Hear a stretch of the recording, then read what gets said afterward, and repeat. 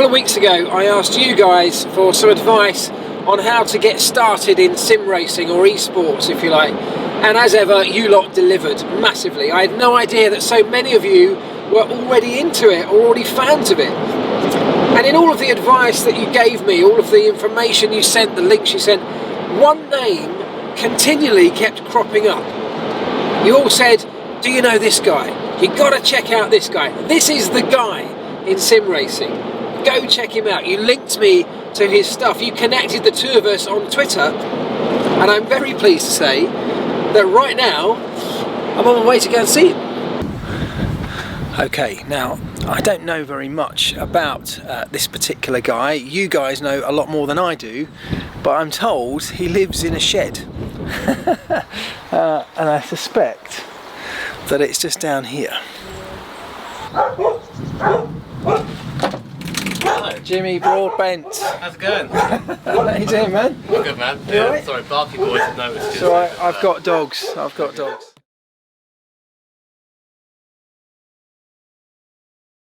As I was kind of saying to you, it kind of started off as just needing a place to live after being out of uni.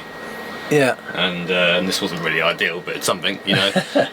And then I thought, well, you know, I'm making a decent living at the moment, why not try and save for a mortgage and work from here? So I started doing that, and even though the living arrangement is still somewhat hilarious, it's working out alright. So well, you've all got to start somewhere. The best place to save money for a mortgage is living at home with your parents, as we all know. Yeah, it is. But so then there you go. Also, I was very lucky to go to Monaco recently, and you come back to the shed, it's like, oh Christ. Mind you, most people live in a place this big in Monaco as well. Yeah, they do. It just costs a bit more.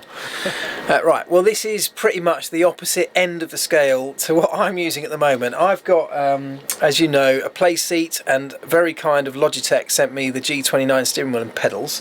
What we're looking at here is very, very different, but Jimmy just said to me he started off basically with a similar kind of setup, play seat and the earlier Logitech kit. So I'm not in a bad place to get going. No, it's a great place to get started. This is just the I've got more money than sense enthusiast. You're okay there. You're good with that. Well, show us what you've got, because this looks complete. I mean, actually, this looks more like the setup that I'm used to seeing in the actual cars than anything you'd imagine, you know, playing esports or sim racing on. Well, I guess we'll start with the main frame itself. The main frame is a Schissenfeld Simreg GT, 80 by 20, very secure, no flex anywhere, even with all these pedals and whatnot. We'll get to that in a second. That's pretty solid stuff. The pedals down here, these are probably the party piece. These are Schissenfeld's ultimate pedals, they call them. You see it has a clutch, throttle, brake. Clutch has a little on the back there to simulate a biting point. Oh yeah. This has a nice spring. This is the most realistic throttle I've ever used. It feels just like a car throttle. The brake, you can load it up to have 140 or 130 kilos of force on it. It hasn't got that on right now because my legs would snap because I'm a dweeb. That's amazing. About 90 or so kilos in there at the moment. I mean, even 90, that's pretty impressive. I mean, that's, you know, the drivers in a Formula 1 car are getting not far over 100 kilos. So that's, yeah, so that's pretty impressive stuff. And to have that on here, I mean, that's why you need this frame that's absolutely rock solid, because you are, at that kind of level, you're putting, I mean, everything you can possibly muster through your leg muscles into pushing that brake pedal, just like in the real car. And you can't afford to have any flex at all to get the genuine real feeling and full, I guess, immersion. But that is an impressive setup, fully adjustable in every aspect, I imagine, as well. Pretty heavy duty springs on there too. And then of course we have that, and then the second reason we have the rig that doesn't need to flex is this bad boy. This is a direct drive wheel, open sim wheel, OSW, some people might know it as. The motor is good for 30 Newton meters of torque of feedback, and to give you some sort of context of what you're using, the G29, isn't it? Yeah. I think its peak output is like 2.8 or something like that. this can do 30. Oh, I say that it's limited by software, so it can do about 28 at peak, but still it's enough to break your wrists if you have your hand in the wrong place. And I actually thought the G29 was actually pretty good. good, considering the last time I used a kind of steering wheel for gaming was when I was about 12 years old, and it was one of those really flimsy things you'd clip to your kind of kitchen table, and if you went around the corner a bit too aggressively, you'd snap it. So we've changed the game a bit. You say that, I mean, I can kind of give you a bit of a comparison if you give me just 2 seconds. Here's one. They're kind of just wheels all around the room because I have no storage, but this is one of the wheel rims we use. It's a Momo based rim, okay, with a rather nice looking Asher Racing button box in the back of it. The cool thing about it, switch it around. Look at that. So we have swing wire. So we have a clutch.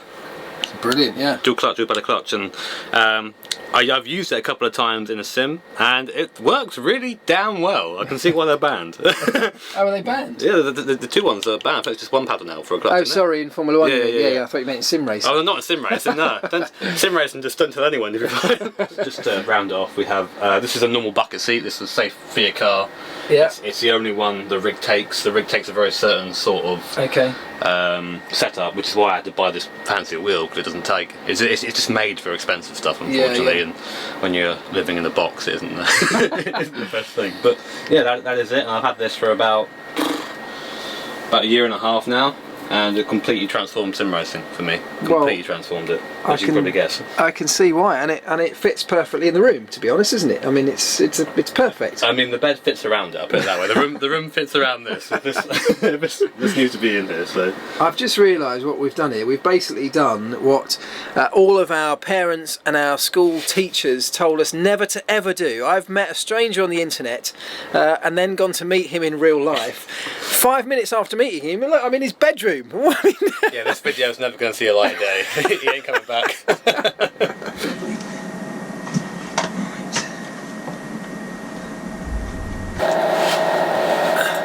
So as you can see, nice and easy. So there's a lot of shit you can do here. For example, like first of all, gears. Every ratio is there. Tyres, pressure as well. Fuel easy, aero easy enough in this. And when you're doing a race, for example, in, let's say, a Formula 1 car, how much of this do you go through? Do you go through everything, you know, changing and tweaking ratios and tyre pressures, and do you go through every single setup configuration to make sure you're as happy as you can be? Well, I'd say that if I'm doing like a proper league race, usually it's not an F1 car, because the cars that I mainline are the prototypes, the LMP1 cars. Yeah, okay. And we will sit down and we will take a day, Really? if we have a big race to go, or you know, half a day, and be like, right, here's all the stuff we got to do, let's get it done, and then go from there. And you'll go through a bit of testing, try things, tweak them all the way through till you're happy? Yeah, it's usually chasing a lap time, and then chase the lap time, you get to the lap time, then you try and make it safe to chase the lap time. Yeah. That's kind of how we do it. But it's just so many things you can go through here, so many numbers, and you can get lost in this if you want to get lost in it. Well, that's my kind of first thought, even just on the simpleness of the F1 game 2018 that I'm playing, you could spend forever. And sometimes, and I'm sure lots of you are the same, you just want to get in it and drive. And so you sort of hit the auto configuration or whatever and go for it. And from that point on, that's when I quite enjoy just tweaking little bits and pieces, just to see what effect it has. Well, I said the problem with the F1 games, and I don't mean to sound like a bit of a similitist now, is that if you start setting up the car in the way you think will be fast, it isn't. Like, the fastest way to make them go, to make them quick, is to have no downforce at the front, maximum at the rear, and soft rear springs, so you just slide around every corner. Right. So it's like, okay, like, this makes sense. But anyway, I suppose you want to drive. So don't approach it as too much of an engineer. No, I guess not. Yeah. Again, just be wary of the force feedback. It's actually about what I would usually use. Maybe a little bit lighter.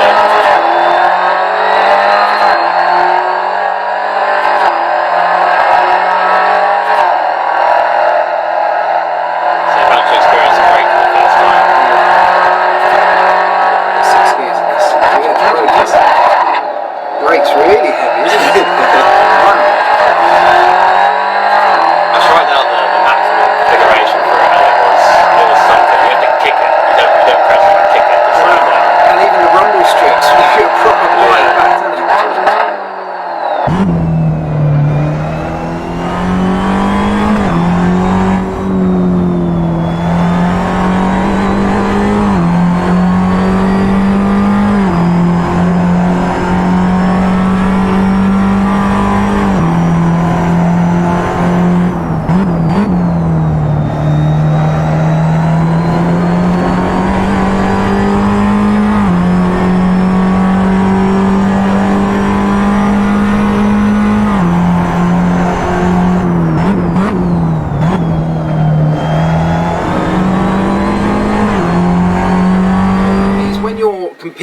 online.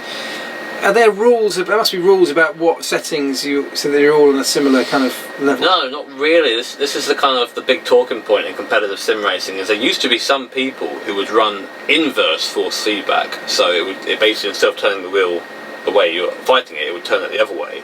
And people would do that to more quickly find out when the car is losing grip, and they would drive like that. And for me, that would be completely impossible. Oh right, okay, I see what you mean, yeah. But people do all sorts of weird things to get the advantage. But I mean, things like traction control and all those sort of things. TC, ABS, that can be monitored. You can go to a session and go, right, that is now disallowed. You're not allowed to use that. So that is, you can get around that. But people doing things like setting the brake so you can only get to a point where you cannot lock.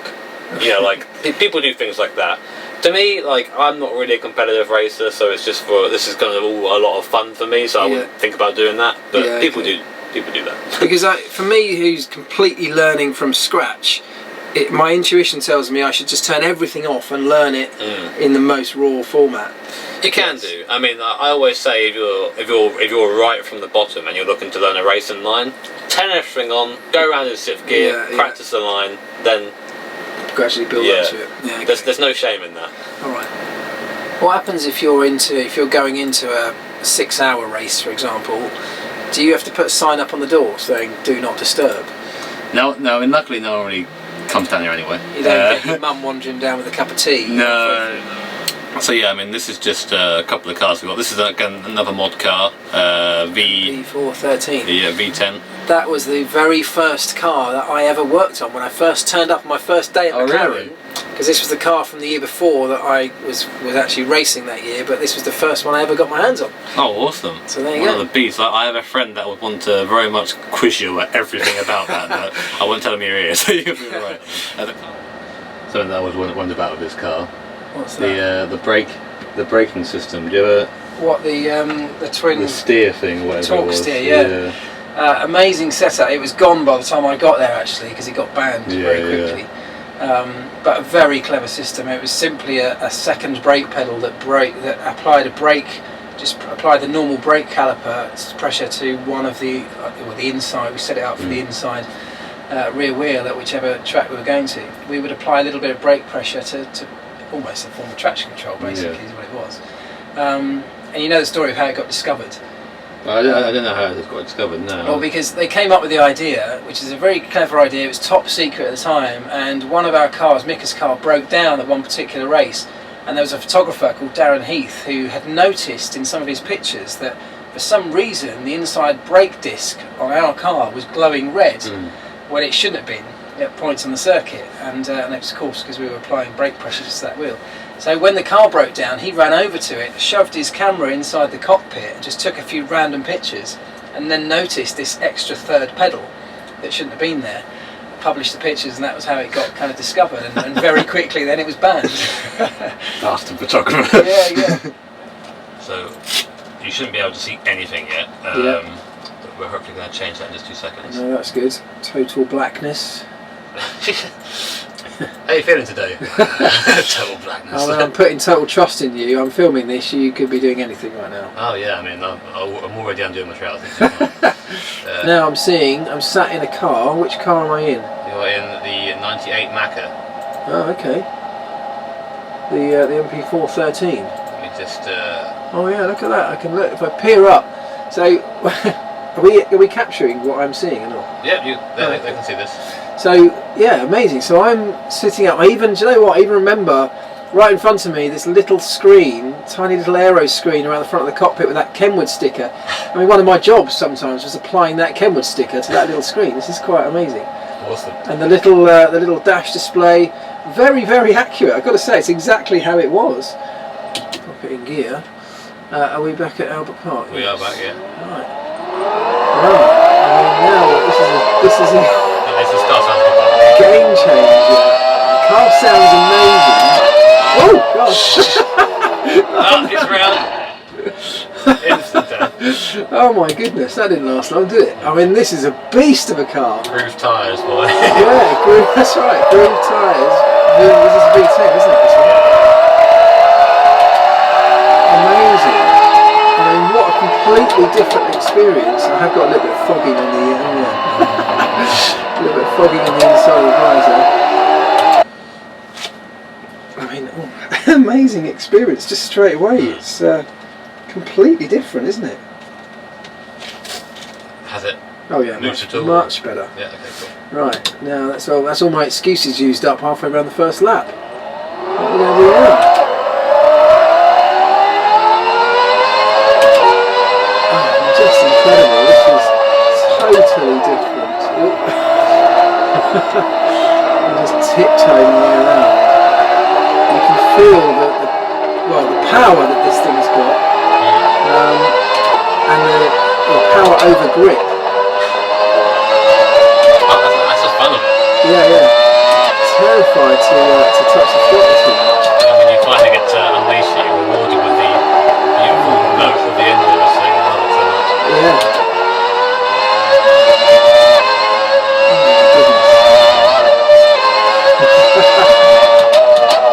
It takes a lot of getting used to just being down at. Oh no, see what I mean?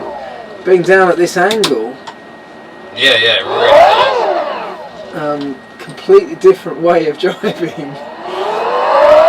mean, obviously we're. Oh my goodness.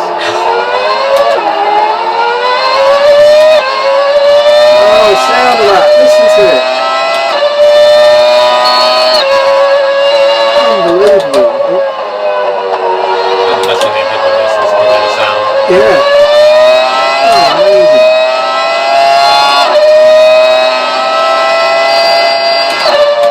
DC used to have weird things. I was in DC's car when I first started. In qualifying, DC would make us put. Bizarrely, we had a little Casio digital watch. You look just behind the dash. Oh yeah, you can. Oh my god, it's in there. Yeah. Oh my goodness, I don't know if you can see that, but there is. Yeah, we can see it. Wow, that's amazing. He used to get us to put that little digital watch without the strap, and it was a tiny, like £2.50 watch, and we would stick it inside the cockpit. It actually used to go slightly further down on the right hand side, but even so, I'm very impressed. And it used to run through the hour of qualifying, so that he had a very quick visual reference to how long was left in the hour. And I used to, when I turned up in Formula 1, this incredibly glamorous high-tech world of F1, I used to think, what on earth are you doing, mate? Putting a Casio watch in the cockpit. Well, that was his little thing. I mean, difficult to drive. I'm fogging up again. Yeah, it would do that, unfortunate at the start. But amazing. I mean, I can see why these things are taking off, and I guess the technology in these is just still in its relative infancy, and I guess just going to get better and better. I mean, what you need is this unit that you're wearing to be much smaller and lighter, but have the same effect, isn't it? But the experience is just, I mean, it's the closest thing you're going to get, I think. I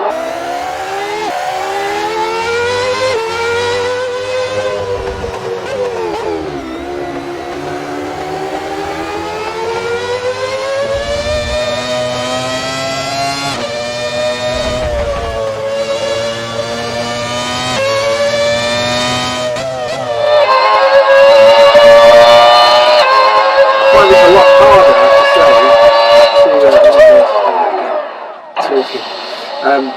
I'm going to leave it there, but I find it a lot harder to kind of stay on top of it and stay in control with this, but the immersion is amazing, isn't it? Yeah, it's fantastic. Like you can't beat it for the money, really. It's just it's a completely different feeling to everything. Yeah. Like, because for the first time in sim racing, we're used to, or have been major used to having one screen and a 2D perspective. Yeah. And then you're suddenly given 3D and you get depth. And Yeah. it's like, oh, I can see where that curve is now. I can see how far I've got to get to that curve. Especially in open wheel, you can kind of see a little bit. Well, and just being able to move around and look around is just a game changer. It's a totally new way of doing things, and it just needs refining, doesn't it? It needs developing, which is going to happen. I'm sure it's happening pretty rapidly now.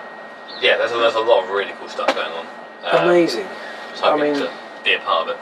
Yeah, just incredible. I mean, where do you see this going for you? Where's the end goal? Have you got one? Oh, for me, Or just enjoying things as they are. I'm just enjoying being. I'm enjoying being able to enjoy my hobby as a job. Yeah. There are times, of course, where you get fucked off with it because you're just thinking about other things, but otherwise, yeah, I'm just having fun with it, really. Yeah, good.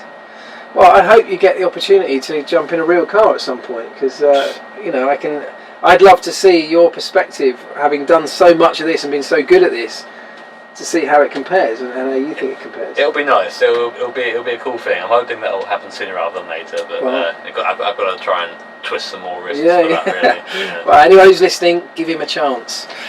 Well, mate, honestly, I cannot thank you enough. It's just been such an amazing experience. To just a massive eye opener. I mean, this whole setup is the opposite end of the scale to where I am, and maybe I'll fall eventually somewhere in the middle of all of that. But it just shows you what's possible within this, you know, the scope of not very much. I mean, look, we're in a very small room here, and you've got one of the best rigs, I guess, that's available. Yeah, I mean, lucky that I haven't got anyone to contend with in here. It's just me. Otherwise, I don't think I'd have it. But. Well, thanks for showing me around, mate. It's been a real opener, and I'll obviously link Jimmy's channel at the end in the description of the video. So go check him out. I know that, as I said earlier, if you're a sim racing fan, you already know him. But if you don't, go and check his stuff out, because it'll be a really good introduction to sim racing at the very highest level. Thanks, man. It's been awesome. Cheers.